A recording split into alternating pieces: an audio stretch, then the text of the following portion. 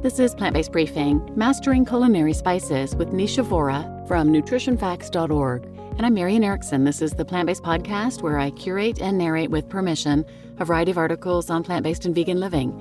And now let's get to today's Plant-Based Briefing. Mastering Culinary Spices with Nisha Vora from nutritionfacts.org. Meet Nisha Vora. We had the pleasure of talking with Nisha about all things spices. How did you learn about spices and their culinary richness? Were you taught by someone in your family? Did you learn from experience, or both? I credit most of what I know about spices to my mother. She's been cooking Indian food for 40+ years, so cooking with spices is so intuitive for her. She doesn't use measuring teaspoons, yet her food is always perfectly spiced. Once I started to observe her in the kitchen, I found myself feeling more confident and eager to experiment with spices in my own cooking. Why are spices essential for any kitchen and type of cuisine? Spices are such a fabulous way to enliven virtually any type of cuisine. They can seriously enhance the flavor and aroma of countless dishes, from bean chili to tofu stir-fries to breakfast cookies. They can even jazz up your morning bowl of oatmeal or your favorite banana bread.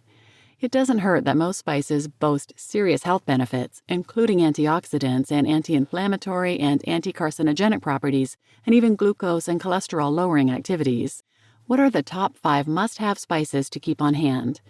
I'm sure most chefs will have varying answers, but for me, if I could choose just 5, I'd pick earthy cumin, citrusy coriander, bold turmeric, sweet and warm cinnamon, and some sort of chili flakes for heat.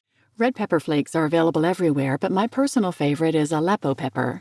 While I rely on other spices and dried herbs like garlic and onion powder, dried ginger, and oregano, you can get those flavors from the fresh ingredients, for example, whole onions, ginger, garlic, and fresh oregano, so they wouldn't be in my top 5 must-haves. What is the biggest mistake you see people make when it comes to using spices? Not toasting the spices first. Heat unlocks the volatile oils found inside spices, causing them to change shape and form more complex flavor compounds. You're basically getting more flavor bang for your buck when you toast spices.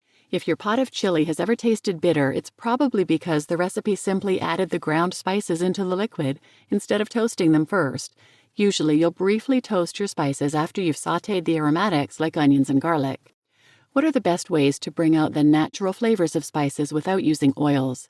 Buy whole spices, toast them, and then grind them. Whole spices are a flavor powerhouse compared to pre-ground spices, since they have protective seed coatings that keep them fresh for much longer than ground spices. If you compare the aroma and flavor of a bottle of pre-ground cumin with freshly toasted whole cumin seeds, the difference is pretty dramatic. The latter has a nuttier, deeper, and more complex flavor and aroma. To toast whole spices, simply preheat a dry frying pan over medium or medium-high heat. Add your spices and shake the pan back and forth to stir from time to time to prevent burning. It'll take just a few minutes for the spices to turn a few shades darker and become super aromatic. Take the spices off the heat. Once cooled, grind them using a spice grinder, mortar and pestle, or even a coffee grinder. Now use your ground spices in whatever dish that calls for them. This will take your soup, curry, stew, or whatever else you're cooking to new heights. How can home cooks use spices for the best results? Are there any tried and true strategies for better understanding the flavor profiles of spices and what pairs well together? I recommend getting a copy of the Vegetarian Flavor Bible book. It lists every imaginable whole food ingredient, including spices, and gives you lots of flavor pairings and sample dishes to spark your imagination.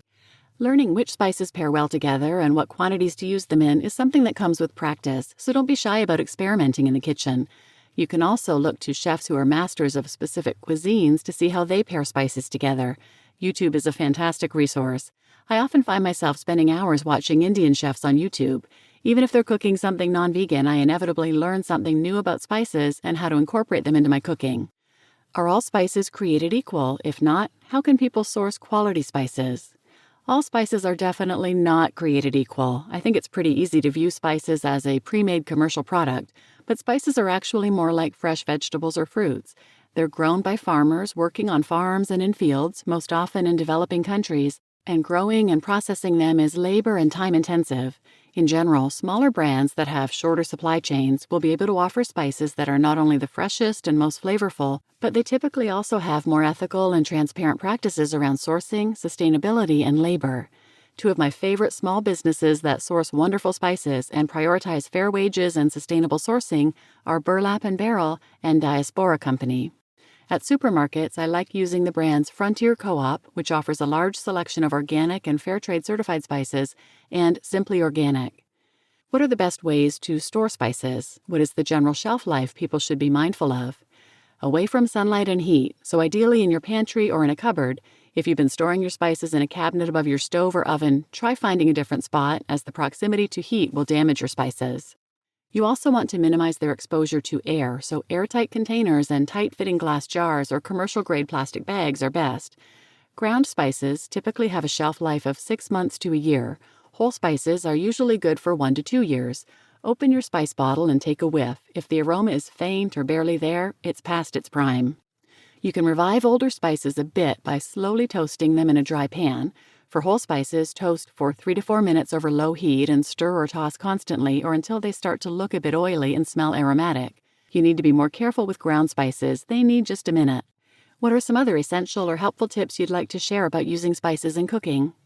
Go easy on the turmeric. Too often I see home cooks add way too much turmeric. It's a strong spice, and too much of it will overpower and even ruin your dish.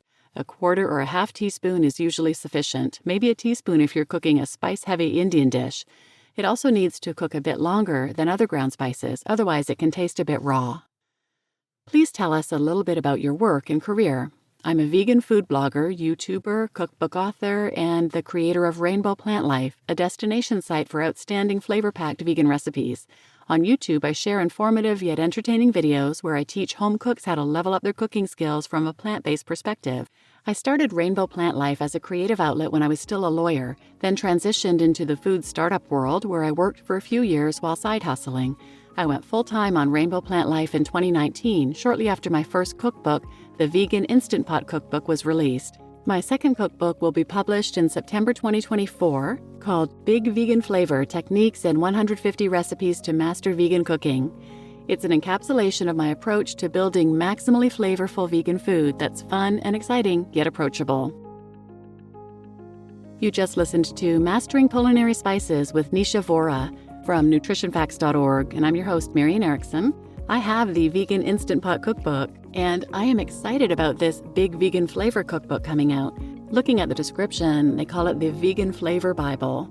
And apparently she talks about how to coax the most out of your ingredients and how to understand essential flavor pairings, how to achieve impossible-to-resist must-have-more textures, and embrace the myriad ways vegetables can be enjoyed: roasted, caramelized, braised, pampered in bold marinades, and umami-rich sauces, and so much more. It says the book illuminates not only the how but the why of these fundamental principles, so anyone can boost their confidence and reach their full potential in the kitchen. Kind of makes me think that she and Brigitte Gem are cut from the same cloth as far as experimenting and learning and tasting, and I have actually pre-ordered this book and am looking forward to getting it. So please share this episode with anyone who might benefit, and thanks for listening.